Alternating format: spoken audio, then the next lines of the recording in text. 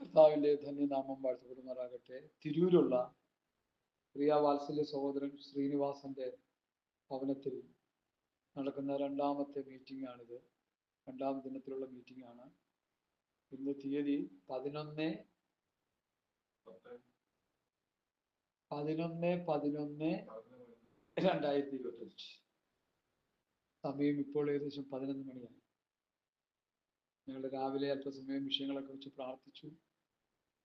ദൈവമക്കൾ സുഡാനെ ഓർത്ത് പ്രാർത്ഥിക്കുക, ഉത്തരകൊറിയ ഓർത്ത് പ്രാർത്ഥിക്കുക, ചൈന ഓർത്ത് പ്രാർത്ഥിക്കുക, കമ്മ്യൂണിസ്റ്റ് രാഷ്ട്രങ്ങളെ ഓർത്ത് പ്രാർത്ഥിക്കുക, ഇസ്ലാമിക രാഷ്ട്രങ്ങൾ ഓർത്ത് പ്രാർത്ഥിക്കുക. ഇവിടെ ആയിരിക്കുന്ന ദൈവമക്കൾ ആത്മാവിൽ ബലപ്പെട്ട് ശക്തിയോടെ ആത്മാവിൽ ആരാധിച്ച് ദൈവത്തെ മഹത്വപ്പെടുത്തുമ്പോൾ ദൈവത്തിന്റെ പ്രവൃത്തി അവരെ പീഡിപ്പിക്കുന്ന രാഷ്ട്ര തലവന്മാരുടെ മേലും വ്യക്തികളുടെ മേലും ദൈവം അയക്കും. അങ്ങനെ ദൈവം പ്രവർത്തിച്ച ചരിത്രങ്ങൾ വേദപുസ്തകത്തിൽ ഉടനീളം നമുക്ക് പഠിക്കാൻ കഴിയും. ഞാൻ ആ ഭാഗത്തേക്കൊന്നും പോകുന്നില്ല. അതുകൊണ്ട് മുഖപരമായിട്ട് ചില കാര്യങ്ങൾ പറയുന്നത്, പീഡകൾ വരുമ്പോൾ ദൈവജനം പ്രാർത്ഥനാ നിരതരാകുക.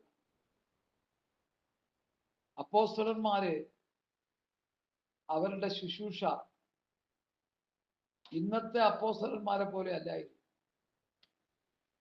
അവരെ കുറിച്ച് പറയുന്നത് പ്രവൃത്തി പുസ്തകത്തിൽ, അവർ പ്രാർത്ഥനയിലും വചന ശുശ്രൂഷയിലും ഉറ്റിരുന്നു.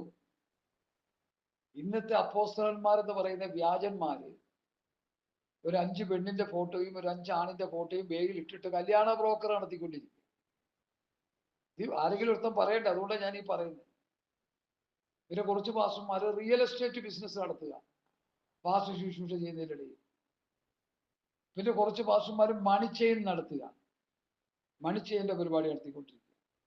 ഒരു പാസ്റ്റർ എന്നോട് ചോദിച്ചു, ഞാൻ ബോഡിച്ച് കണ്ടമ്പഴി നേരിൽ ഈ പരിപാടി പറഞ്ഞോണ്ട് ഇങ്ങോട്ട് വന്നേക്കുന്നത്, ഓടിക്കൊണ്ട് വിട്ടോളാൻ പറഞ്ഞു. മണിച്ചെയിൻ പുള്ളി അതിനെക്കുറിച്ച് വിവരിക്കുക. ഞാൻ പറഞ്ഞു, സ്റ്റോപ്പ്, എനിക്കിത് കേൾക്കണ്ട. എൻ്റെ ശുശ്രൂഷ അതല്ല. എന്നെ കർത്താവ് ഏൽപ്പിച്ചിരിക്കുന്ന വചനം പ്രസംഗിക്കാനാണ്, സമയത്ത് ഒരുങ്ങിയിരിക്കാൻ. അത് ഞാൻ ഏറ്റെടുത്ത് ചെയ്തുകൊണ്ടിരിക്കുക. എന്നാൽ ആവോളം ചെറിയ തോതിൽ, വളരെ ചെറിയ തോതിൽ ഞാൻ അത് ചെയ്തിട്ടുണ്ട്.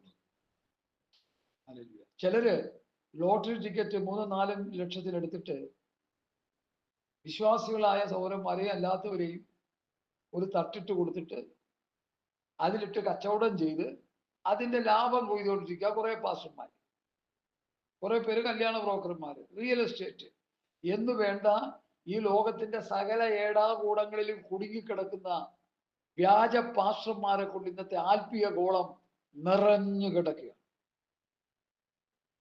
അതിന്റെ നടുവിലാണ് എന്നെപ്പോലെ സാധുക്കളായ കർത്താവിന്റെ ദാസന്മാർ ഈ പഥ്യവചനവും പഥ്യോപദേശവും അപ്പോസ്തലോപദേശവുമായിട്ട് ഇറങ്ങിത്തിരിച്ചിരിക്കുന്നത്. ഞങ്ങളുടെ പ്രസംഗങ്ങൾക്ക് അധികം മാർക്കൊന്നും കിട്ടാറില്ല, അധികം വ്യൂസ് ഒന്നും വരാറില്ല. 30, 40, 50, 60 ചില പ്രസംഗം മാത്രം. നായ്ക്കളെ സൂക്ഷിപ്പിനാകാത്ത പേരെക്കാരെ സൂക്ഷിപ്പിൻ, വിച്ഛേദനക്കാരെ സൂക്ഷിപ്പിൻ എന്നുള്ള പ്രസംഗം ഇട്ടപ്പോൾ അത് ഏകദേശം 1000 പേര് കിട്ടും. ബാക്കിയൊക്കെ കുറച്ചൊക്കെ കേൾക്കുന്നത്. കാരണം ഞങ്ങൾ ദൈവരാജ്യത്തെക്കുറിച്ചും സ്വർഗരാജ്യത്തെക്കുറിച്ചും നിത്യതയെക്കുറിച്ചും പ്രസംഗിക്കുന്നവരാണ്. ഈ ലോകത്തിന്റെ ഭൗതിക കാര്യങ്ങളെ കുറിച്ച് പ്രസംഗിക്കുന്നവരേ അല്ല. ആദ്യ ലെവലിലെ രാജ്യം നീതി അന്വേഷിച്ചാൽ നമുക്കുള്ളത് കർത്താവ് തരുമെന്ന് പ്രസംഗിക്കുന്നവരാ. എന്ത് തിന്നും, എന്ത് കുടിക്കും, എന്ത് ഉടുക്കുമെന്ന് വിചാരപ്പെടേണ്ട. ദൈവരാജ്യം ദൈവരീതി അന്വേഷിക്കുമ്പോൾ നിങ്ങൾക്ക് ആവശ്യമുള്ള കർത്താവ് തരുമെന്ന് കർത്താവ് അവരോട് പറഞ്ഞത് അല്ല, അവരോട് പറഞ്ഞത് മാത്രമല്ല, എന്നോടും കൂടി പറഞ്ഞതായിട്ടാണ് ഞാനത് എടുത്തിരിക്കുന്നത്. അതുകൊണ്ട് കർത്താവ് ഞങ്ങളെ നടത്തുന്നു, കൃപയാൽ നടത്തുന്നു എന്ന് മാത്രം പറയട്ടെ. ലോകം അന്ത്യത്തിലേക്ക് നീങ്ങിക്കൊണ്ടിരിക്കുക. കർത്താവിന്റെ വാസനമായി കർത്താവ് വന്ന് സഭ എടുത്തു കഴിഞ്ഞാൽ പിന്നെ ഇവിടെ നടക്കാൻ പോകുന്ന യേശുക്രിസ്തുവിന്റെ ഭരണമാണ്. യേശുക്രിസ്തുവിന്റെ ഭരണം വന്നു കഴിഞ്ഞാൽ വെളിപ്പാട് 9 ഞാൻ എപ്പോഴും പറയുന്ന പദം പിന്നെയും പറയുന്നു, മരണം അന്വേഷിക്കും, മരിക്കാൻ കൊതിക്കും. പാറകളെ മലകളെ ഞങ്ങളുടെ മേൽ വീഴുവി എന്ന് പറയുന്ന ഗതികെട്ട അവസ്ഥ വരും.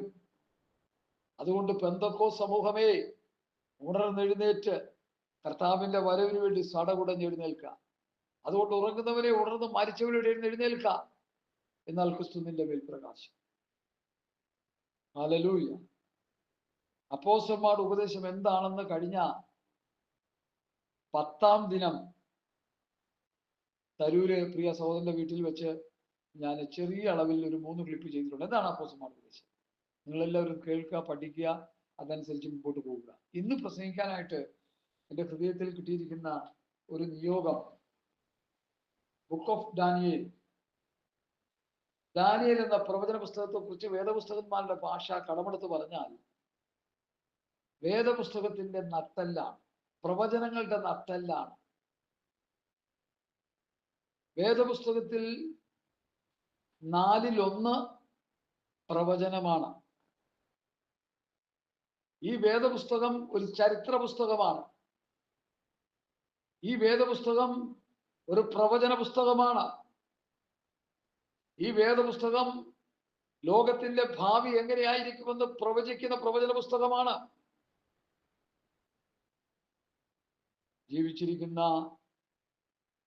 രാഷ്ട്രം ഭരിക്കുന്ന തലവന്മാർക്കോ അവരുടെ ശിങ്കിടികൾക്കോ ശാസ്ത്രജ്ഞന്മാർക്കോ വലിയ വലിയ ബുദ്ധിജീവികൾക്കോ നാളെ എന്ത് സംഭവിക്കും എന്ന് അറിയാതിരിക്കുമ്പോൾ സത്യവേദ പുസ്തകം, വിശുദ്ധ പ്രവാചകന്മാർ അവർ പറയുന്നത് നാളെ എന്ത് സംഭവിക്കുമെന്ന് ഈ പുസ്തകത്തിലുണ്ട്. ഈ ലോകത്തിന് എന്ത് സംഭവിക്കുമെന്ന് ഈ വേദപുസ്തകം നമ്മെ പഠിപ്പിക്കുന്നു. ലോക മനുഷ്യന്റെ ഭാവി എന്തെന്ന് വേദപുസ്തകം പഠിപ്പിക്കുന്നു. യഹൂദന്റെ ഭാവി എന്തെന്ന് വേദപുസ്തകം നമ്മെ പഠിപ്പിക്കുന്നു. ദൈവസഭയുടെ ഭാവി എന്തെന്ന് വേദപുസ്തകം പഠിപ്പിക്കുന്നു. 3 ഗ്രൂപ്പാണ് ഇന്ന് ഭൂമിയിലുള്ളത്. 1 ദൈവസഭ, 2 പറഞ്ഞാട്ടെ ജാതികൾ, 3 യഹൂദൻ. ആ വാക്യം എവിടെ കിടക്കുന്നു?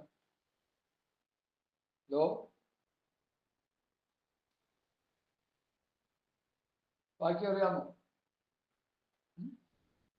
നമുക്കൊന്ന് എടുക്കണ്ടേ? നമുക്കൊന്ന് പഠിക്കണ്ടേ ആ വാക്യം? കൊരിന്ത്യർക്ക് എഴുതിയ ലേഖനം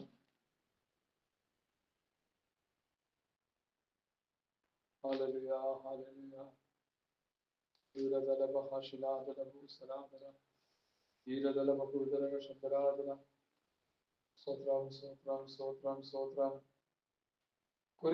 എഴുതിയ ലേഖനം അതിന്റെ 1-ാം ലേഖനം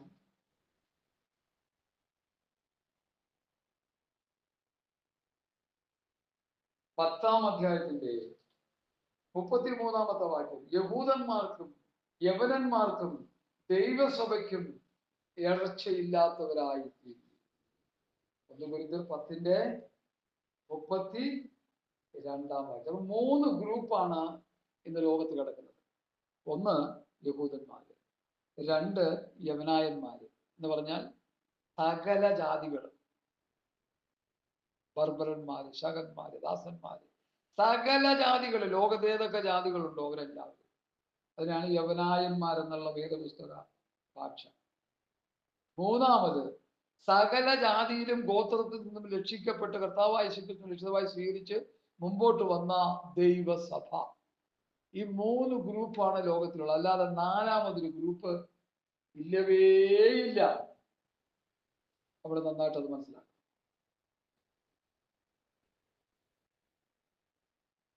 അപ്പൊ ഈ 3 ഗ്രൂപ്പിന്റെയും ഭാവി എന്താണെന്ന് ആരാ പറയുന്നത്? വേദപുസ്തകത്തിലെ പ്രവാചകന്മാരാ പറയുന്നത്. ഇവിടുത്തെ മന്ത്രിമാരൊന്നുമില്ല. പത്രോസ് അതിന് പറയുന്നത് ദൈവത്തിന്റെ വിശുദ്ധ പ്രവാചകന്മാർ. 2 പത്രോസ് 3-ാം അധ്യായത്തിന്റെ 1-2 വാക്യം വായിച്ചു. പെട്ടെന്ന് വായിച്ചു, എവിടെയെന്ന് വായിച്ചു.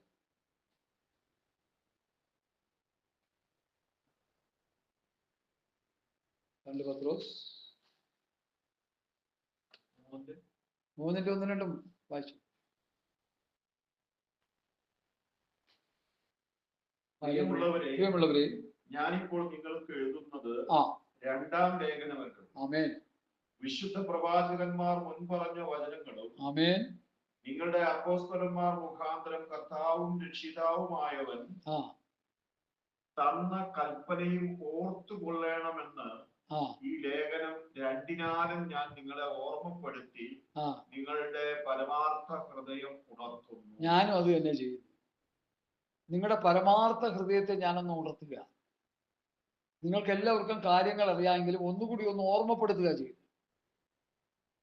വിശുദ്ധ പ്രവാചകന്മാർ മുൻപറഞ്ഞ വചനങ്ങൾ ഉൽപ്പത്തി മുതൽ മലാക്കി വരെ നിങ്ങളുടെ കർത്താവും രക്ഷിതാവുമായവൻ തന്ന കൽപ്പന, കർത്താവും രക്ഷിതാവുമായവൻ അപ്പോസ്തലന്മാർ മുഖാന്തരം തന്ന കൽപ്പന. അപ്പോ പുതിയ നിയമസഭയ്ക്ക് അപ്പോസ്തലന്മാർ മുഖാന്തരം തന്ന കൽപ്പന, പഴയ നിയമത്തിൽ മോശ തുടങ്ങി സകല പ്രവാചകന്മാരും മുൻപറഞ്ഞ വചനങ്ങൾ, അത് നമ്മൾ വായിക്കണം, പഠിക്കണം, നമുക്ക് ആവശ്യമുള്ളത് അതിൽ നിന്ന് എടുക്കണം, നിഴലായിട്ട് ആ കാര്യങ്ങൾ ഗ്രഹിച്ചിരിക്കണം. അത്യാവശ്യം അതെല്ലാം നമ്മൾ ചെയ്തിരിക്കണം, നിർബന്ധമാണ്. എനിക്ക് എൻ്റെ പഠിപ്പിക്കലാണ്.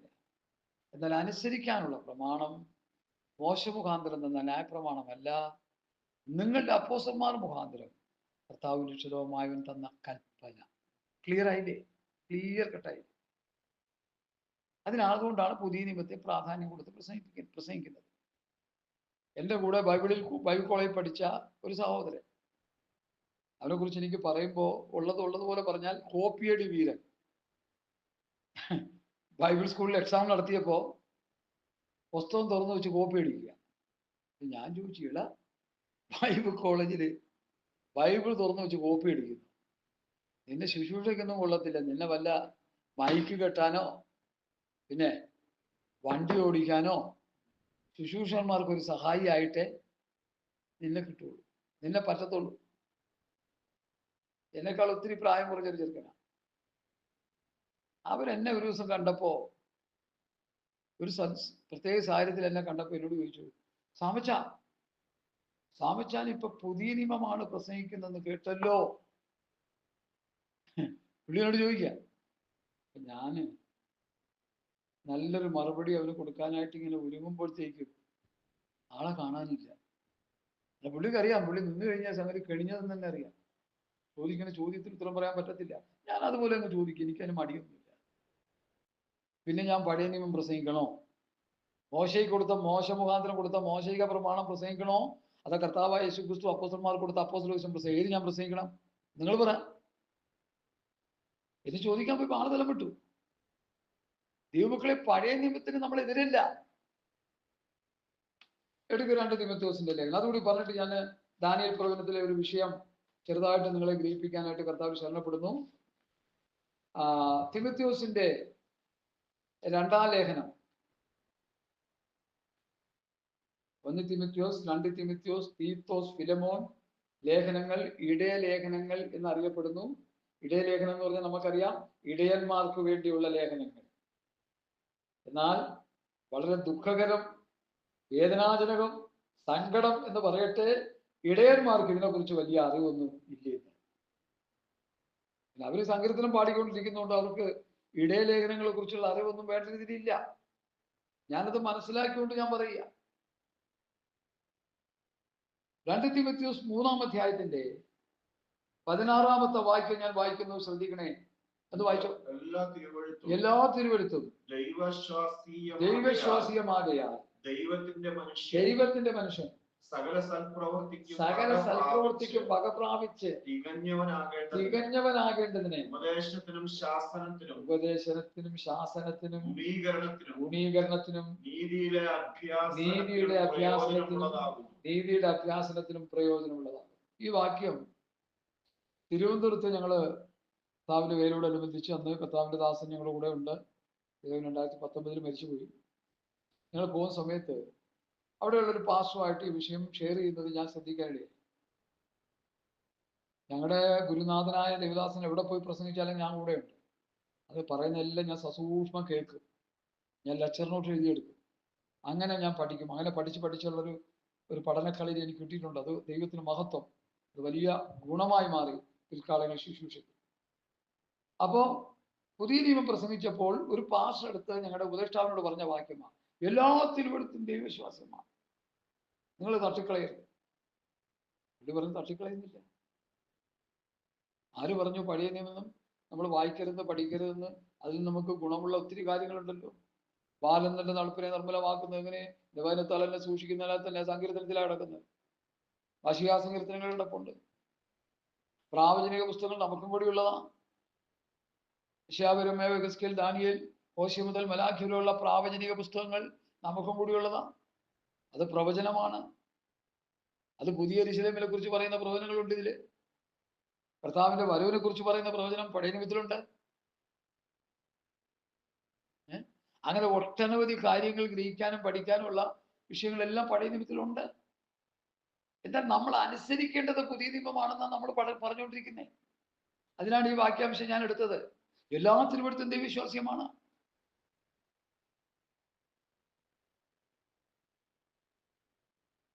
എന്നിട്ടോ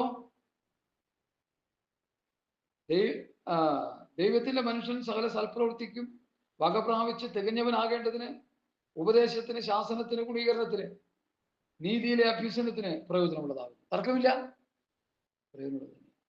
എന്നാൽ എന്റെ 13-ാമത്തെ വാക്യം ഒന്ന് വായിച്ചേ. 14-ാമത്തെ വാക്യം നീയോ ഇന്നവരോട് പഠിച്ചു എന്ന് ഓർക്കുകയും ക്രിസ്തുയേശുവിലുള്ള വിശ്വാസത്താൽ നിന്നെ രക്ഷയ്ക്ക് ജ്ഞാനിയാക്കുവാൻ തിരുവെഴുത്തുകളെ ബാല്യം മുതൽ അറിയുകയും ചെയ്യുന്നത് കൊണ്ട് നീ പഠിച്ചും നിശ്ചയം പ്രാപിച്ചും ഇരിക്കുന്നതിൽ നിലനിൽക്കുക. എന്ത് മനസ്സിലായി? ബ്രദർ എന്ന് പറഞ്ഞു, എന്ത് മനസ്സിലായി? രക്ഷയ്ക്ക് ജ്ഞാനിയാക്കുവാൻ. നിങ്ങൾക്ക് പതിനെളിപ്പാടുണ്ട് കർത്താവ് വന്നിട്ടുള്ളത്. അതുകൊണ്ടാണ് നിങ്ങൾ അങ്ങനെ പറയാൻ പറയത്തില്ല. രക്ഷാപൂർത്തിയിലേക്ക് നടത്തപ്പെടുവാൻ, രക്ഷയ്ക്ക് ജ്ഞാനിയാക്കുവാൻ, കാഹളം ധരിച്ച് കർത്താവ് വരുമ്പോൾ ഉയർത്തെഴുന്നേൽപ്പോ രൂപാന്തരമോ എനിക്കും നിങ്ങൾക്കും കിട്ടേണ്ടതിന് അതിന് ജ്ഞാനിയാക്കാൻ പറ്റിയ വചനങ്ങൾ ഞാൻ നിന്നെ പഠിപ്പിച്ചതാണ്. അത് പുതിയ നിയമമാണെന്നാണ് ആ വാക്യത്തിന്റെ അർത്ഥം. നീയോ എന്നവരോട് പഠിച്ചു എന്നോർക്കുകയും നിന്നെ രക്ഷയ്ക്ക് ജ്ഞാനിയാക്കുവാൻ മതിയായ തിരുവെഴുത്തുകളെ ബാല്യം മുതൽ അറിയുകയും ചെയ്യുന്നത് കൊണ്ട് നീ പഠിച്ചും നിശ്ചയം പ്രാപിച്ചും ഇരിക്കുന്നതിൽ നിലനിൽക്കാം. കർത്താവ് യഹൂദന്മാരോട് പറഞ്ഞു, നിങ്ങൾ എന്റെ വചനത്തിൽ നിലനിൽക്കുന്നുവെങ്കിൽ വാസ്തവത്തിൽ നിങ്ങൾ എന്റെ ശിഷ്യന്മാരായി. അത് പറയുമ്പോൾ അവർ ഏത് വചനത്തിലാണ് നിലനിന്നുകൊണ്ടിരുന്നത്? ന്യായപ്രമാണത്തിൽ. ഇതെന്താ മനസ്സിലാകാത്ത? ഇന്നത്തെ പാസ്റ്റർമാർക്ക് എന്താ മനസ്സിലാകാത്തത്? എന്താ ഇന്നത്തെ വിശ്വാസികൾക്ക് മനസ്സിലാകാത്തത്? എന്തുകൊണ്ട് ഇത് മനസ്സിലാകുന്നില്ല നിങ്ങൾക്ക്? പൗലൂസിന്റെ കണ്ണിൽ ചിറമ്പിലിരുന്ന പോലെ ചിറമ്പിലിരിക്കുകയാണോ? അനന്യാസ് പാസ്റ്റർമാരെ പോലെയുള്ളവരെ വിളിച്ച് പ്രാർത്ഥിപ്പിക്കേ. നിങ്ങൾക്ക് അങ്ങനെ പ്രാർത്ഥിക്കാനുള്ള അവസരം ദൈവം ഒരുക്കാൻ പോകട്ടെ. ഈ ചെതുമ്പലുള്ള പാസ്റ്റർമാരുടെ തലയൊക്കെ വെച്ച് പ്രാർത്ഥിക്കുമ്പോൾ ആ ചെതുമ്പൽ അങ്ങ് പോകും. അപ്പൊ നല്ല ക്ലിയർ വചനം വെളിപ്പാട് അവർക്ക് കിട്ടാതെ പോകും. അത് നമ്മൾ പ്രാർത്ഥിക്കണമെന്നേ. അനന്യാസിനെ പോലെയുള്ളവർ പ്രാർത്ഥിക്കണം. ഗമാലിയലിന്റെ പാദപീഠത്തിലിരുന്ന് പഠിച്ച പൗലൂസ് ന്യായപ്രമാണത്തിന്റെ എല്ലാ പഠനങ്ങളും ശക്തമായി കിട്ടിയ പൗലൂസ്, ന്യായപ്രമാണം മുടിനാര് കീറി പഠിച്ച പൗലൂസ്, ന്യായപ്രമാണം അനുസരിച്ച് ഒരു ഭക്തനായി ജീവിക്കുന്ന പൗലൂസ്, എന്റെ വ്യവസ്ഥിതി ന്യായപ്രമാണത്തിൻ്റെതല്ലെന്നും ഞാൻ ഈ ഭൂമിയിൽ വന്ന് മരിച്ചടക്കപ്പെട്ട് ഉയർത്തെഴുന്നേറ്റതിന് ശേഷം ക്രിസ്തുവിന്റെ പ്രമാണം അല്ലെങ്കിൽ ഒരു പുതിയ നിയമ പ്രമാണം, പഴയത് കല്ലിലെഴുതി ഇത് ഹൃദയമെന്ന മാംസപ്പലകയിൽ എഴുതിയ ഈ പ്രമാണം, ആ പ്രമാണത്തിന് വേണ്ടി നീ നിൽക്കണമെന്നാണ് ദമസ്കോസിന്റെ പടിവാതിൽക്കൽ വെച്ച് കർത്താവ് അവനോട് സംസാരിച്ചതിന്റെ അർത്ഥം. ന്യായപ്രമാണം മുടിനാര് കീറി പ്രസംഗിച്ചുകൊണ്ടിരുന്ന പൗലൂസിനെ, സത്യസന്ധനായ മനുഷ്യനെ ദോശ മറിച്ചിടുന്ന പോലെ സ്വർഗത്തിലെ ദൈവം അവനെ എടുത്ത് അങ്ങോട്ട് മറിച്ചിട്ടു ക്രിസ്തുവിന്റെ പ്രമാണത്തിൽ. അന്ന് മുതൽ അവൻ ക്രിസ്തുവിനെ പ്രസംഗിക്കാൻ.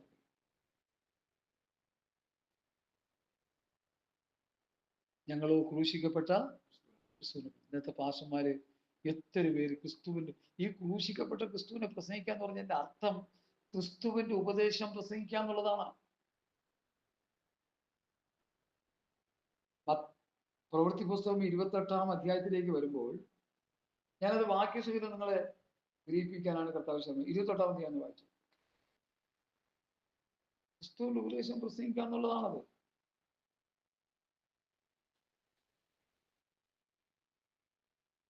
അതിന്റെ 23-ാമത്തെ വാക്യം വായിക്കാം. 28-ന്റെ 23.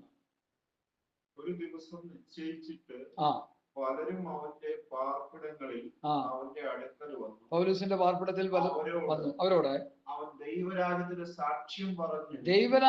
സാക്ഷ്യം പറഞ്ഞു. മോശയുടെ ന്യായപ്രമാണവും പ്രവാചക പുസ്തകങ്ങളും ആധാരമാക്കി യേശുവിനെ കുറിച്ച് അവർക്ക് ബോധം വരുമാറ് രാവിലെ തുടങ്ങി സന്ധ്യ വരെ വിവരിച്ചു. ന്യായപ്രമാണത്തിന്റെ ഉസ്താദായിരുന്ന പൗലോസ് ക്രിസ്തു ദർശനം കിട്ടിക്കഴിഞ്ഞപ്പോൾ ദമസ്കോസിന്റെ പടിവാതിൽക്കൽ വെച്ച് കർത്താവ് അവനെ സന്ദർശിച്ചു കഴിഞ്ഞപ്പോൾ അവൻ എന്ത് ചെയ്തു?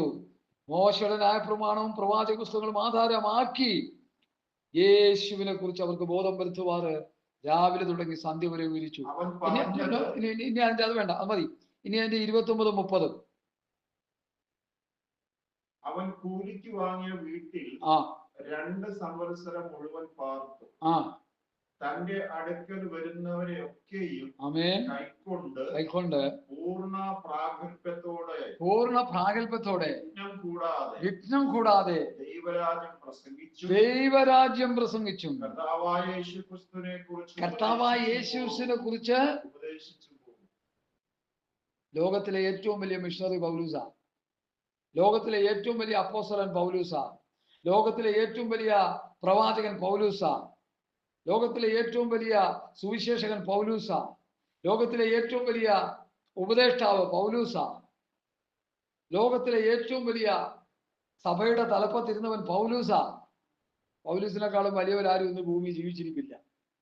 പൗലൂസ് ചെയ്തത് മര്യാദയ്ക്ക് അങ്ങ് ചെയ്താൽ മതി. നിങ്ങൾ അതിലപ്പുറവും പോണ്ട, അതിൽ കുറേയും വേണ്ട. ശരിയല്ലേ?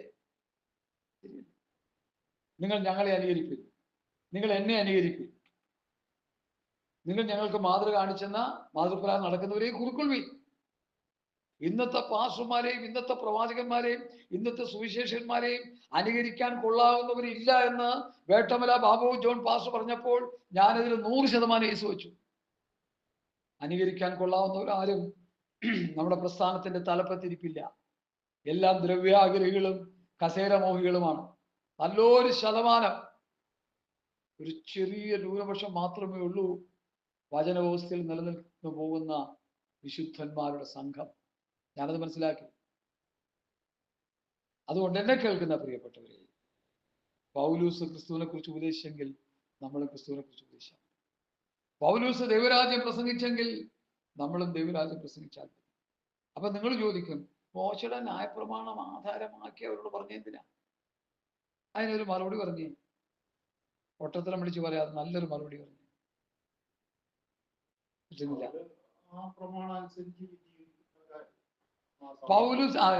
പൗലൂസിന്റെ അടുക്കൽ വന്നവരെ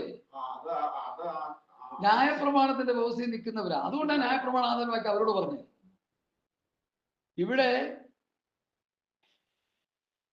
ശ്രീനിവാസൻ ബ്രദർ എൻ്റെ അടുക്ക് വചനം പഠിക്കാൻ വരുമ്പോ ഞാൻ എന്തിനാ നിങ്ങളെ ന്യായപ്രമാണം പഠിപ്പിക്കണേ? അല്ല, ഞാൻ ചോദിക്കുക, എനിക്ക് മനസ്സിലാകുന്നില്ല. ഒരു മുസ്ലിം വരുമ്പോ അവനോട് എന്തിനാ ന്യായപ്രമാണം പറയുന്നത്? അവരോട് വേണമെങ്കിൽ പറയാം അവൻ ന്യായപ്രമാണത്തിന്റെ വ്യവസ്ഥ കിടക്കുന്നവനാണെന്ന് പറയാം. അത് തൊട്ടുപോകാം.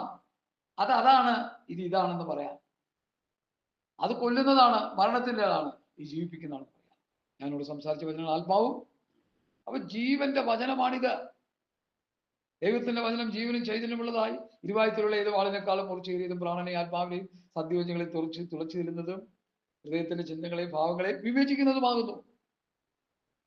അപ്പൊ ക്രിസ്തുവിന്റെ ഈ വചനമാണ് വിവേചിക്കുന്നത്.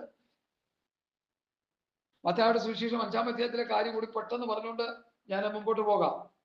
ഞാൻ ഈ പ്രവൃത്തിയിലേക്ക് വരാം. മത്തായിയുടെ സുവിശേഷം 5-ാം അധ്യായത്തിൽ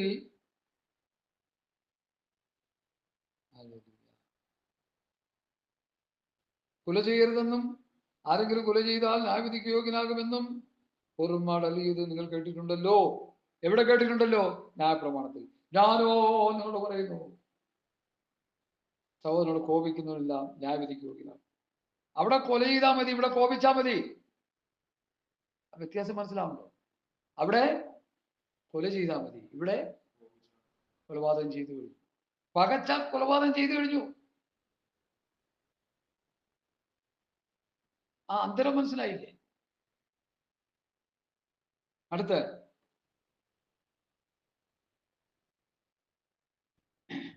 വ്യഭിചാരം ചെയ്യരുതെന്നും ചെയ്യരുതെന്ന് ഇത് നിങ്ങൾ കേട്ടിട്ടുണ്ടല്ലോ. ഞാനോ നിങ്ങളോട് പറയുന്നു, സ്ത്രീയെ മോഹിക്കുന്നവനെല്ലാം അവളെ കൊണ്ട് മോഹിക്കുന്നവനെല്ലാം അവളെ നോക്കുന്നവൻ മോഹിക്കേണ്ടതിന് അവളെ നോക്കുന്നവനെല്ലാം ഹൃദയം കൊണ്ട് അവരോട് വ്യഭിചാരം ചെയ്തു. ന്യായപ്രമാണത്തിൽ വ്യഭിചാരം ചെയ്താൽ പാപം, ഇവിടെ മോഹത്തോടുകൂടി നോക്കിയാൽ പാപം. മോശയുടെ പ്രമാണത്തിൽ വ്യഭിചാരം ചെയ്തതെന്ന് നിങ്ങളോട് പറഞ്ഞിട്ടുണ്ടല്ലോ. ഞാനോ നിങ്ങളോട് പറയുന്നു, മോഹത്തോടുകൂടി നോക്കിയാൽ അത് വ്യഭിചാരം. അപ്പൊ ഏത് പ്രമാണമാണ് ശക്തം എന്ന് പറഞ്ഞു? ആണല്ലോ. അപ്പൊ എന്താ അത് പഠിപ്പിക്കാത്ത? ചെതുമ്പലിരിക്കുക. ബഹുമാനപ്പെട്ട പാസന്മാരുടെ കണ്ണിൽ ചെതുമ്പലിരിക്കുക. ദൈവകൃപ പ്രാപിച്ചു പോയി തലയെ കൈവച്ച് പ്രാർത്ഥിച്ചാൽ ചെതുമ്പല് തലയിൽ വീഴും. അപ്പൊ തൊട്ട് പിന്നെ ക്രിസ്തുവിന്റെ പ്രമാണം പ്രസംഗിക്കാൻ തുടങ്ങും. ശരിയല്ലേ? അതിലേക്ക് നിങ്ങളെ കൊണ്ടുവരട്ടെ കർത്താവ്. 33 കള്ളസത്യം ചെയ്യരുതെന്നും ചെയ്തത് കർത്താവിനെ നിവർത്തിക്കണമെന്നും പൂർവ്വന്മാർ അല്ലെ ഞാൻ നിങ്ങളോട് കേട്ടിട്ടുണ്ടല്ലോ. അല്ലെ നിങ്ങൾ കേട്ടിട്ടുണ്ടല്ലോ. ഞാനോ നിങ്ങളോട് പറയുന്നു, അശേഷം സത്യം ചെയ്യരുത്. സ്വർഗത്തെ കൊണ്ടുവരുത്. ഞാനത് ഭാഗം വിട്ട് 38 വരിക. കണ്ണിന് പകരം കണ്ണും പല്ലിന് പകരം പല്ലും എന്ന് അരുളിയത് നിങ്ങൾ കേട്ടിട്ടുണ്ടല്ലോ. മോശന പ്രമാണത്തിൽ നിങ്ങൾ കേട്ടിട്ടുണ്ടല്ലോ. ഞാനോ നിങ്ങളോട് പറയുന്നു, ദുഷ്ടനോട് എതിർക്കരുത്. നിന്റെ വലത്ത് ചേട്ടത്ത് അടിക്കുന്നവന് മറ്റൊന്നും തിരിച്ചു കാണിക്കുക. നിന്നോട് വിവരിച്ച് നിന്റെ വസ്ത്രം എടുപ്പാൻ ഇച്ഛിക്കുന്നവന് നിന്റെ പുതപ്പും വിട്ടുകൊടുക്കുക. ഒരുത്തൻ നിന്നെ ഒരു നാഴിക വഴി പോകുവാൻ നിർബന്ധിച്ചാൽ 2 അവനോട് കൂടി പോക. നിന്നോട് യാചിക്കുന്നവന് കൊടുക്കുക. വായ്പ വാങ്ങുന്നവൻ ഇച്ഛിക്കുന്നവനെ ഒഴിഞ്ഞു കളയും. അല്ലെ, നിന്റെ വലത്തെ ചേട്ടത്ത് അടിക്കുന്നവന് ഇടത് കൂടി കാണിച്ചു കൊടുക്കുക. എൻ്റെ ഓർമ്മ ശരിയെങ്കിൽ ഇന്നേക്ക് എത്രയോ വർഷം രക്ഷിക്കപ്പെടുന്നതിന് മുമ്പാ ഒരു സിനിമ കണ്ടു. ഒരു സിനിമ, അതില് ഒരച്ഛനെ ഒരാൾ തല്ലുന്നതായിട്ട്, ചവിട്ടി തടിക്കുന്നതായിട്ട്. ഉടനെ അച്ഛൻ എന്ത് ചെയ്യുന്നറിയോ? നേരെ മതകർമ്മം കാണിച്ചു. ഓടനെ കൊടുത്താൽ അവിടെ ഒരാൾ അടുത്ത് പിന്നെയും ആദ്യം അടികൊണ്ട കാരണം പിന്നെയും കാണിച്ചു കൊടുത്ത സമയത്ത് അവൻ അടിക്കാൻ പോയപ്പോ അവൻ്റെ അടി തട്ടി കളഞ്ഞിട്ട് അച്ഛൻ ഒരെണ്ണം അവനങ്ങോട്ട് കൊടുത്തു. അവൻ ഉടനെ താഴെ പോയാണ്. അപ്പൊ കത്തോലിക്ക സഭയിൽ അച്ഛൻ പഠിപ്പിച്ചത് ക്രിസ്തുവിന്റെ പ്രമാണമാണോ? വെളിവ് കെട്ട അച്ഛന്മാര്, നല്ല അച്ഛന്മാരുണ്ട് കേട്ടോ. എനിക്കതിൽ അതിനെനിക്ക് സന്തോഷമുണ്ട്. നല്ല അച്ഛന്മാരുണ്ട്, നന്നായി വചനം പറയുന്നവരുണ്ട്. അവരൊക്കെ ഇന്നല്ലെങ്കിൽ നാളെ ഈ ദൈവസഭയുടെ പെന്തക്കോസ്തരാവുമെന്ന് ഞാൻ പറയത്തില്ല, ദൈവസഭയുടെ അംഗങ്ങളാവും. ഞാൻ അതിനുവേണ്ടി പ്രാർത്ഥിക്കുന്നു. അപ്പൊ വളരെ വികലമായൊരു സന്ദേശമാണ് അച്ഛൻ അവിടെ കൊടുത്തത്. ആ പടം പിടിച്ചവനെതിരെ കേസ് കൊടുക്കണം. ആര് കേസ് കൊടുക്കണം? അച്ഛന്മാർ കേസ് കൊടുക്കണം. ഇവിടെ നിങ്ങളൊരു സിനിമാ നടൻ, അന്ന് ഏതോ ഒരു നടനാണ് അത് അഭിനയിച്ചത്, ഇങ്ങനെ കാണിച്ചു, ഞങ്ങളുടെ പുസ്തകത്തിൽ ഇങ്ങനെ ഇല്ലെന്ന് പറഞ്ഞ് കേസ് കൊടുക്കണം. അവരതും കണ്ടിട്ട് വന്ന് കൊക്കൊക്കെ വെച്ച് ചിരിക്കുക. അച്ഛൻ തിരിച്ചടിച്ചപ്പോ അച്ഛൻ ലോകയൊക്കെ അങ്ങ് മടത്തു കുത്തി. ഇന്നാള് ഒരു ഹിന്ദു സഹോദരനോട് പറഞ്ഞു, ഒരു റിയൽ എസ്റ്റേറ്റ് വിഷയമായിട്ട് ഒരു അച്ഛനടുക്ക ചെന്ന് സംഗതി കാര്യങ്ങളെ പറഞ്ഞു വന്നപ്പോൾ അച്ഛൻ കുറച്ച് സ്ഥലം കൊടുക്കാന്ന് പറഞ്ഞു. അതിനെക്കുറിച്ച് ബ്രോക്കർമാർ വിഭിന്ന അഭിപ്രായം ഉണ്ടാക്കി. അച്ഛനെ ഒരുമാതിരി വല്ലാതെ ക്രിറ്റിസൈസ് ചെയ്ത് സംസാരിക്കേണ്ട രീതി വന്നപ്പോ അച്ഛൻ ലോകം അങ്ങ് മടത്തു കുത്തി. മടക്കി അങ്ങ് കുത്തിയിട്ട് അച്ഛൻ അങ്ങ് നിൽക്കുക, ബ്രൂസിലിരിക്കുന്ന പോലെ. ഈ റിയൽ എസ്റ്റേറ്റിന്റെ സഹോദരങ്ങൾ എന്ത് ചെയ്താ? അവിടെ തടിയും കൊണ്ട് ഒരു കണ്ടം വഴി ഓടി രക്ഷപ്പെട്ടു. ചിലപ്പോ തല്ലിയാലോ? അപ്പൊ വേദപുസ്തകത്തെ വികലമായി പഠിപ്പിക്കുന്ന അച്ഛന്മാരും പാസ്റ്റർമാരും ആത്മീയ ശുശ്രൂഷകന്മാരും ഇത് വേദപുസ്തകം വികലമായി പഠിപ്പിച്ചുകൊണ്ടിരിക്കുക. ഏതോ ഒരു ഭക്തൻ എഴുതിയൊരു പാട്ട്, പരപരമേശ വരമരുളീശ നീയത്രേയൻ രക്ഷാസ്ഥാനം. നമ്മുടെ പെന്തക്കോസ്ത് ഉപദേശി അതെടുത്ത് വെച്ച് ഡിസ്കോ ഡാൻസ് കളിക്കുക.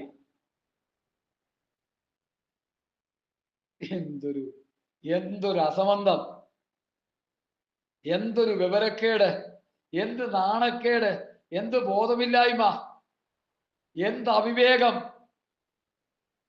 കോടിക്കണക്കിന് രൂപ സുവിശേഷത്തിന്റെ പേരിൽ സമ്പാദിച്ചു വെച്ചിട്ട് കാണിച്ചു കൂട്ടുന്ന ഈ കോപ്രായത്തങ്ങൾ ദൈവസഭയിലുള്ളവരും ദൈവമക്കളും പാസ്റ്റർമാരെ ആരും അനുകരിക്കരുത് എന്നെന്റെ എളിയ അഭ്യർത്ഥന. Hallelujah, hallelujah.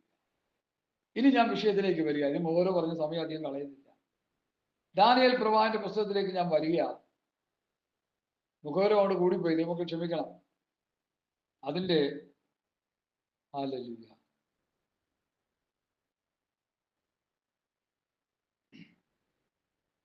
രണ്ടാം അധ്യായത്തിന്റെ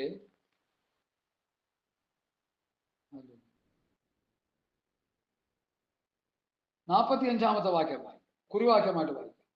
കൈതൊടാതൊരു കല്ല് പർവ്വതത്തിൽ നിന്ന് പറഞ്ഞു വന്ന് ഇരുമ്പും താമ്രവും കളിമണ്ണും വെള്ളിയും പൊന്നും തകർത്ത് കളഞ്ഞതായി കണ്ടതിന്റെ താല്പര്യമോ മഹാദൈവം മേലാൽ സംഭവിപ്പാനുള്ളത് രാജാവിനെ അറിയിച്ചിരിക്കുന്നു. ഇതാണ് കുറിവാക്യം. നല്ല ദൈവമേ, സ്വർഗീയ പിതാവേ, ഈ വാക്യത്തിൽ നിന്ന് സംസാരിപ്പാൻ സാധുവിനെ ബലപ്പെടുത്തണമേ. അതിവിദൂര ഭാവിയിൽ ഇനിയും സംഭവിക്കാൻ പോകുന്ന പ്രവചനത്തിന്റെ ഒരു ഭാഗം ഈ വേദപുസ്തകത്തിൽ ഞങ്ങൾ ധ്യാനിക്കട്ടെ. കർത്താവ് അതിന് ഞങ്ങളുടെ ബുദ്ധിയെ തുറക്കണമേ. സംസാരിപ്പാൻ, ആത്മാവിൽ സംസാരിപ്പാൻ അടിയനെ സഹായിക്കണമേ. വചനത്തിനെതിരെ പോരാടുന്ന പോരുകളെ യേശുവിന്റെ നാമത്തിൽ ശാസിക്കുന്നു. വചനം ഐശ്വര്യമായി പ്രഘോഷിപ്പാൻ കൃപ തരണം. യേശുവിൻ നാമത്തിൽ തന്നെ. ആമേൻ, ആമേൻ, ആമേൻ.